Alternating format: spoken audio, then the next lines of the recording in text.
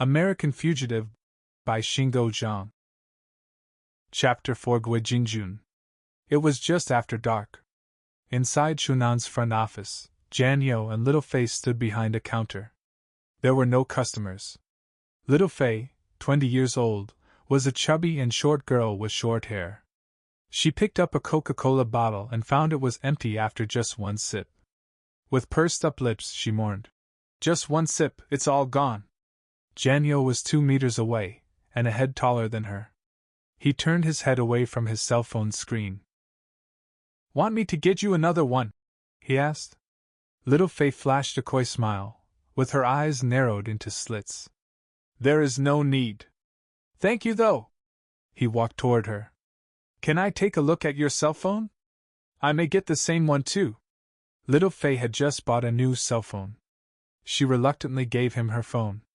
He took the cell phone and opened a website about Lin Biao, and started browsing. A middle-aged man with a handsome and clean look walked in. Little Fei greeted him. "How are you? Want to rent a car?" The man had big and piercing eyes. He asked, "What kind of cars do you have?" Little Fei pulled Jian's hand and said, "What kinds of cars do we have?" Jian was looking at the cell phone screen, and didn't want to move away from that. The man said to Little Fei, "You work here. How can you not know the types of cars you have?" Little Fei was not happy. She picked up the Coca-Cola bottle, and was about to drink from it. Oblivious to Little Fei's sad face, the man continued, "You are already overweight. If you keep drinking Coca-Cola, won't you gain more weight?" Little Fei felt deeply humiliated. And it was in front of Jian, of all people. With tears in her eyes, she shook Jian's hand and was speechless. Jian was indignant. "What's wrong with you? What does her weight have to do with you?" The man pointed at Jian. "Look at you. Also fat. Why don't you control your appetite?" Jian pointed his finger at the man. You. Seeing the angry Jian becoming speechless, Little Fei was disappointed and cried.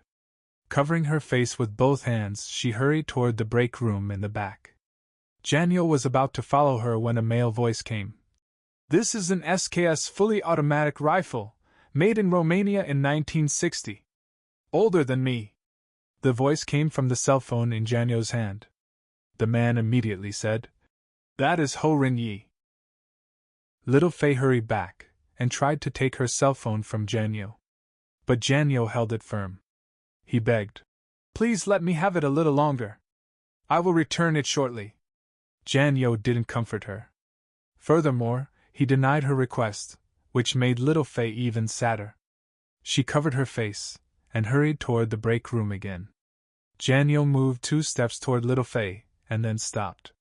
He turned around and asked the man, "Do you know the person in the video?" Jian showed the cell phone screen to the man. Jian clicked on a flower picture on the screen. The flower turned out to be a video. As the video zoomed out, one could see the flower was in the muzzle of a pistol on a table. Other pistols and rifles were on the table as well. Ren-Yee, in his black leather jacket, appeared in the video.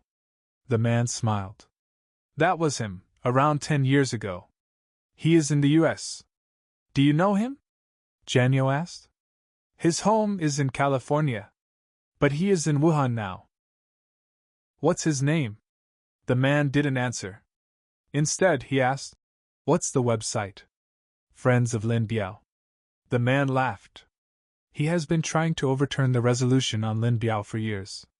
Jian was overjoyed. "Where is he? Can you introduce me to him?" The man's name was Guo Jing-Jun. His given name Jing-Jun literally means strong army in Chinese. He came to rent a car for a family outing. Jing-Jun and Yong-Shee were classmates in elementary school.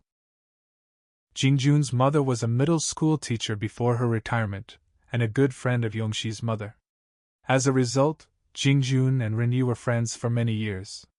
Jian introduced himself as Lin Biao's grandnephew. Jing-Jun called Ren-Yee, who was very excited about meeting Lin Biao's relative. Half an hour later, Ren-Yee came to Shunan's front office. Jian also came to the front office. As longtime members of the Friends of Lin Biao website, they had a lot to say to one another. Jing-Jun left after he rented a car. Janhan, Janyo, and Ren-Yee walked to the manager's office in the back. Janhan told Ren-Yee about the encounter with Li Wenpu. Ren-Yee said, "Li may have only limited information. Did you approach Sun Dechuan? He is under house arrest inside the Hubei province army base. He lives inside a compound with its own guard post. I could not see him. That means there are things which he is not allowed to say. He could be the person in Lin Biao's inner circle who also had a secret channel to Mao." "Yes," Janyo agreed. Janhan said, "Maybe he was the first person in the joint fleet who called Mao a tyrant. Once someone said that word, everyone present would have committed the current anti-revolution crime if he didn't report." Not surprisingly, historical anti-revolution was also a crime in those years. Ren-Yee said, "If Lin Ligua felt someone were going to report, getting out of China would be his only option."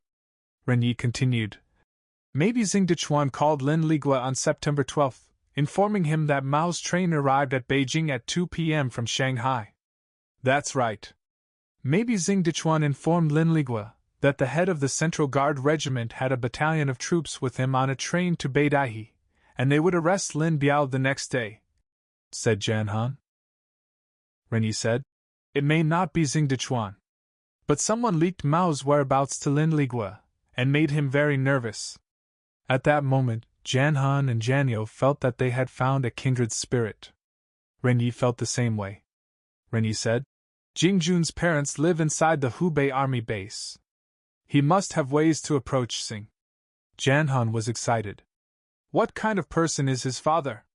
"His father was an officer handling logistics in the army base for many years. He is retired now." Janyo said, "That's great. Let's talk to Jing-Jun. This time, we must see Xing." Ren-Yee said, "We will combine our forces in the investigation." Janhan stood up. "Yes. We must uncover the truth behind the tragedy." Ren-Yee had plans to interview Lin Biao's relatives.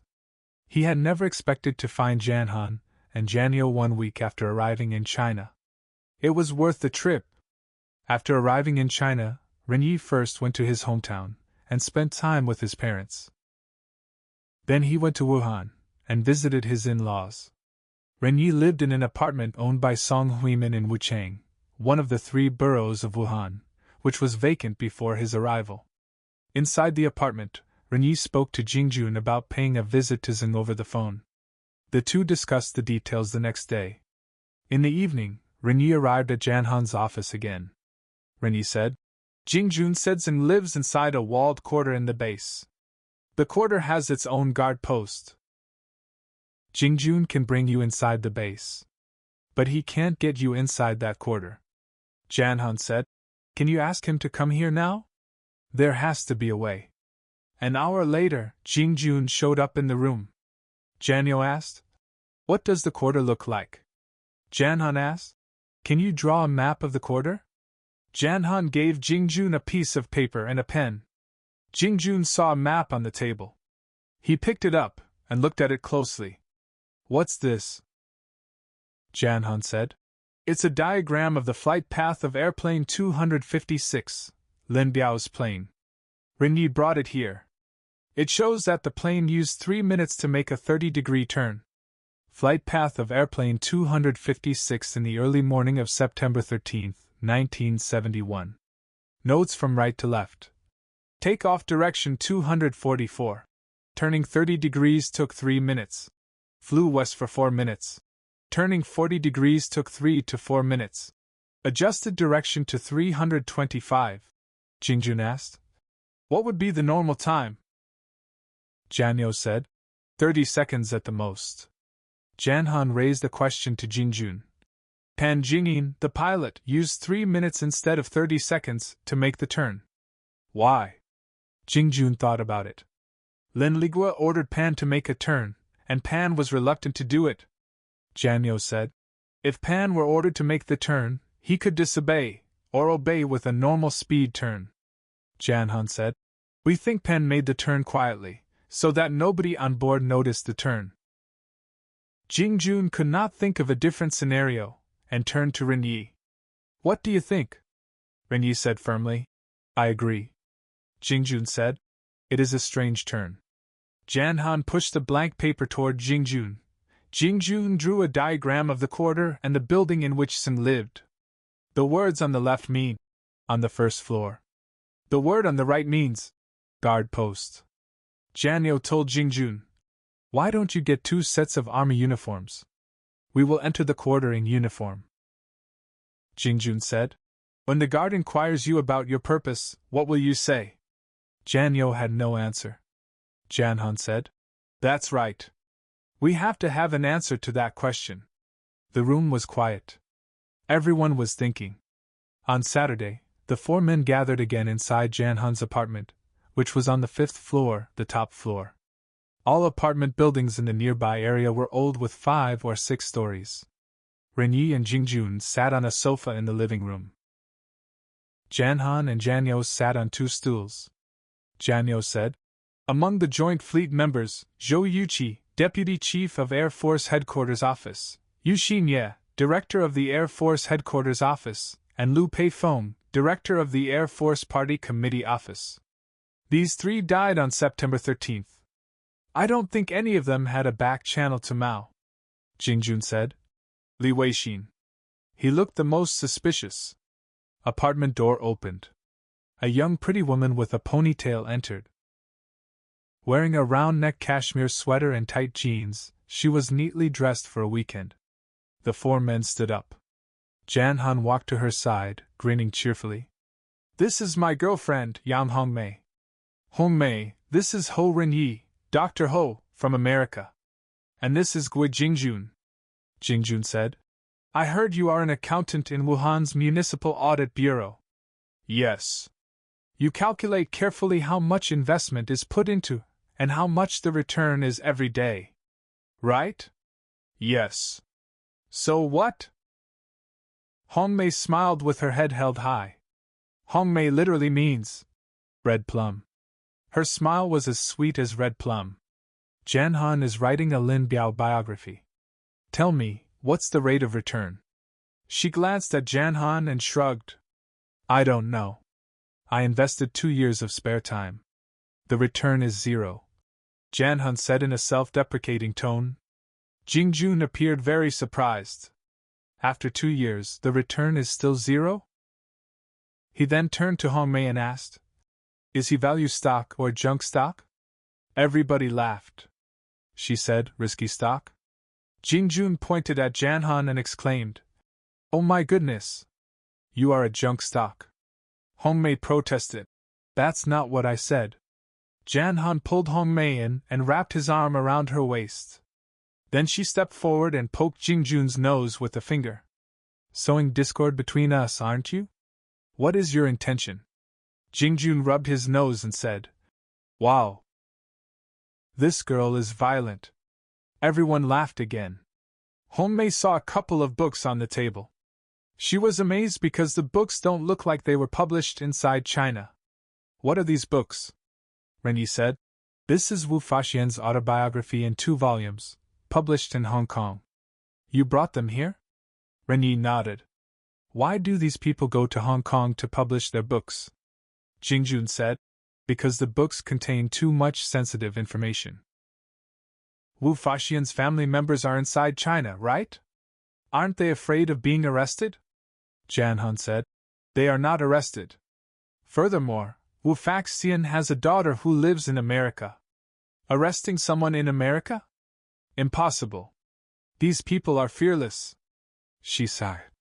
So, what were you guys talking about? Jan-Han immediately said. Just some random topics, unimportant stuff. Hongmei said. Don't want me to know. She obviously sensed something. We talked about some boring stuff. As an old saying goes, stale sesame, rotten millet. The other men nodded in agreement.